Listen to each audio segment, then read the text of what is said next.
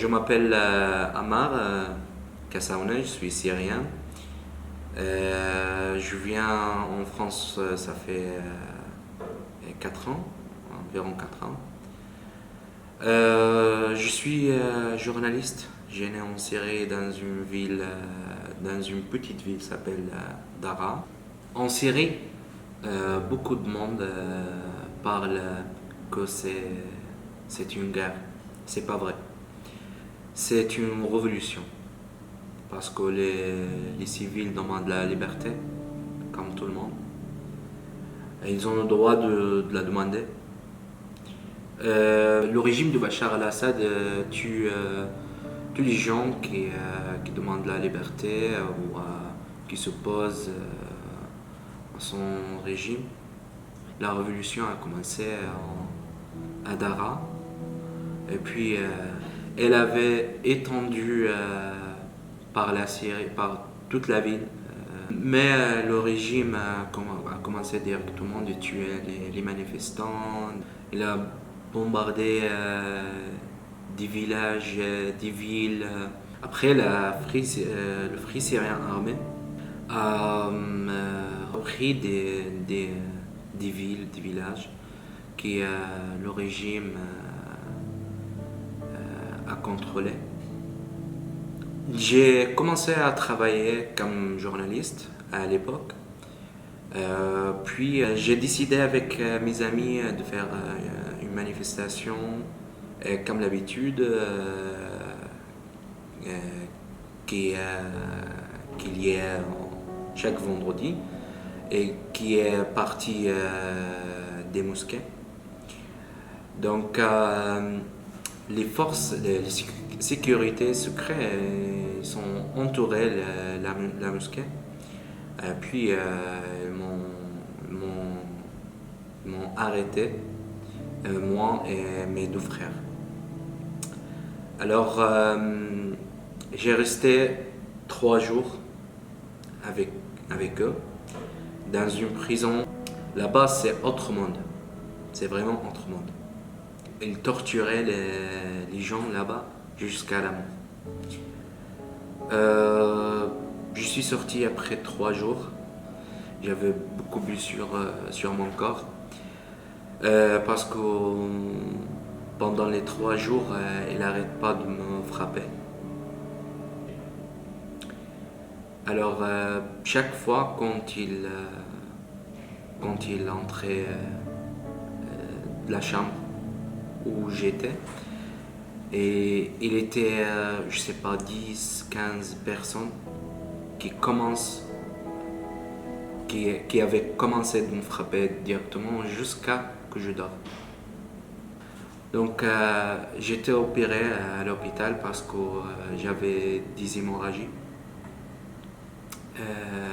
J'avais d'autres blessures. Je ne me suis pas arrêté de faire des manifestations. J'ai continué de travailler avec mes frères, mes amis. En décembre 2012, j'avais traversé une rue. Le sniper de Bachar al-Assad m'a tiré par deux balles à mon pied à droite.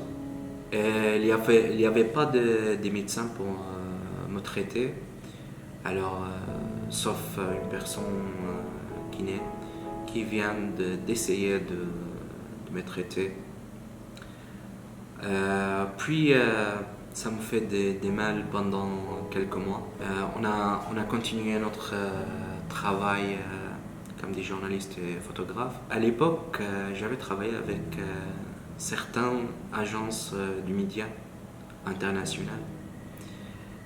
J'avais un centre de médias que je l'ai créé avec mes frères et mes amis. Malheureusement, il y avait des attaques contre le régime de Bachar al-Assad par les Free Syrian Army. À l'époque, je devais couvrir cette attaque. J'étais avec mon frère qui est moins de moi Et mon grand frère était dans le centre pour envoyer les photos et les vidéos pour les chaînes et les agences. Donc à midi, le régime de Bachar al-Assad a été au courant où se trouve notre centre.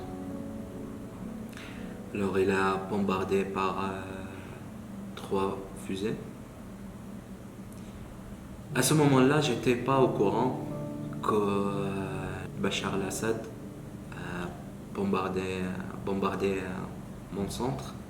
J'ai entendu via le talkie-walkie, Amar, faut qu'on parte parce que l'hôpital m'en appelait. Donc on est parti à l'hôpital. À l'hôpital, j'ai trouvé beaucoup de personnes là-bas. Mais les médecins qui travaillaient là-bas, c'est mes amis. Donc m'ont dit, Amar, ton centre a été détruit par Bachar al-Assad. Moi j'ai pensé directement à mon frère. T'inquiète, ton frère juste a été blessé, on va le chercher, on va le récupérer. Donc j'étais nerveux parce que c'est où est mon frère? Un autre ami m'a dit non, on va lui dire la vérité. La vérité, c'est ton frère, son corps est inerte.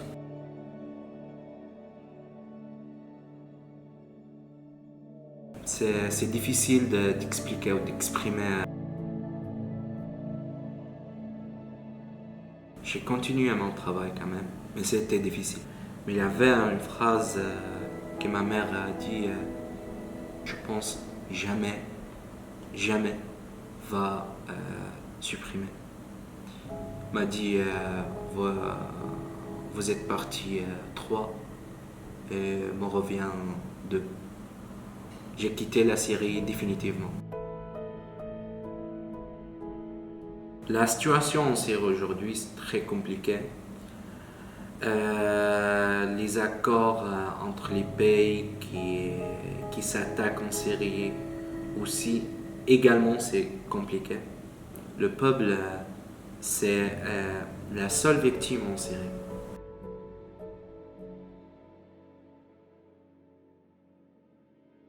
J'avais déjà obtenu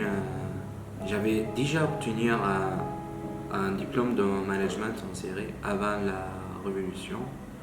Mais aujourd'hui en France, je reprends mes études pour continuer à mon métier dans une licence de information et communication, parcours journalisme. Ça n'était pas facile de prendre la décision pour reprendre les études. Parce qu'aujourd'hui, j'ai de famille, j'ai des enfants.